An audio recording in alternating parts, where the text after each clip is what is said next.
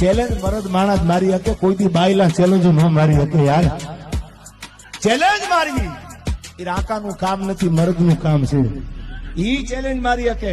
આ તો રંગી દુનિયામાં રંગીન બાયલા કોઈ દી બારવટા ન કરી શકે યાર. વડાપ્રધાન તો ઘણા આવ્યા, પણ રામ મંદિરના પાયા ખોદવાય મરદનું કામ છે. એ નરેન્દ્ર મોદીએ કરી દેખાડ્યું. તો ઈટાણે ઘણાએ નહીં કીધું કે હવે એકચ્યુઅલી બાબરી મસ્જિદ નીકળી જાય તો મારા ભાઈને વરસો ને તમે સેન્ડલ પહેરીને ફરશો.